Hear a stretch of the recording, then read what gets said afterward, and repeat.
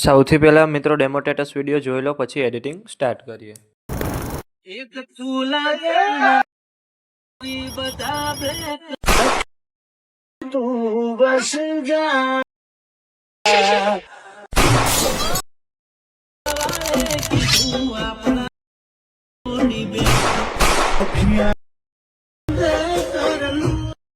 તમે જે પ્રકારનો ડેમો સ્ટેટસ વિડીયો જોયો તે જ પ્રકારનો વિડીયો બનાવતા શીખવાનો છું. તો વિડીયોને પૂરેપૂરો જોજો. અને મિત્રો, બધું મટીરિયલ ટેલિગ્રામમાં મળી જશે. અને મટીરિયલ ડાઉનલોડ કરવામાં પ્રોબ્લેમ આવે તો ડિસ્ક્રિપ્શનમાં મારી ઇન્સ્ટાગ્રામની લિંક આપેલી છે, ત્યાં જઈને મને મેસેજ કરજો. અને ચેનલ પર પહેલી વાર આવ્યા હોય તો સબસ્ક્રાઈબ કરી દેજો. તો ચાલો મિત્રો, વધુ ટાઈમ બગાડ્યા વગર એડિટિંગ સ્ટાર્ટ કરી દઈએ.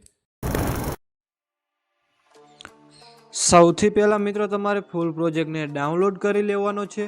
અને જો તમને ડાઉનલોડ કરતા ન આવડતું હોય તો ડિસ્ક્રિપ્શનની અંદર લિંક આપેલી છે, ત્યાંથી તમે વિડીયો જોઈ લેજો. પછી તમારે ફૂલ પ્રોજેક્ટને ઓપન કરવાનો છે. ઓપન કરશો તો તમને આ રીતે કંઈક પ્રોજેક્ટ જોવા મળી રહેશે.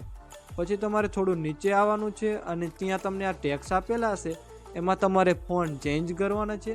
ચેન્જ કરવા માટે ટેક્સ પર ક્લિક કરવાનું છે.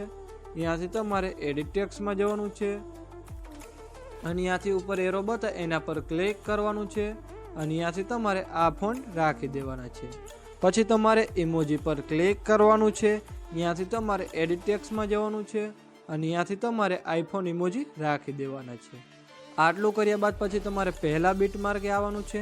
પહેલા બીટ માર્કે આવવા માટે એરા પર ક્લિક કરવાનું છે એટલે સીધા આવી જશો પહેલા બીટ માર્કે 10.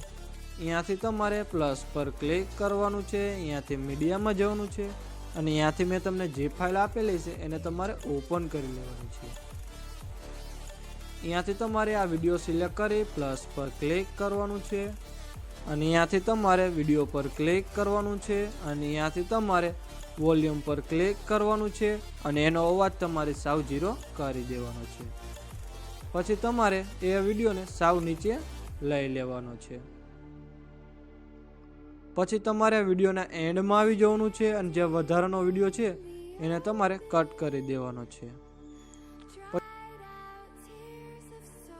પછી આ જે સોંગ લેયર છે એના પર તમારે ક્લિક કરવાનું છે.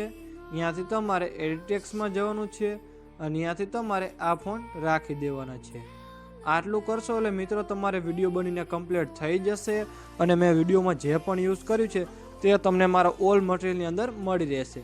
વિડીયો ગેલેરીમાં સેવ કરવા માટે એરા પર ક્લિક કરવાનું છે અને ત્યાંથી તમારે એક્સપોર્ટ પર ક્લિક કરવાનું છે. અને મિત્રો, વિડીયો ગમે તો એક લાઇક કરી દેજો અને ચેનલ પર પહેલી વાર તો સબસ્ક્રાઈબ કરી દેજો.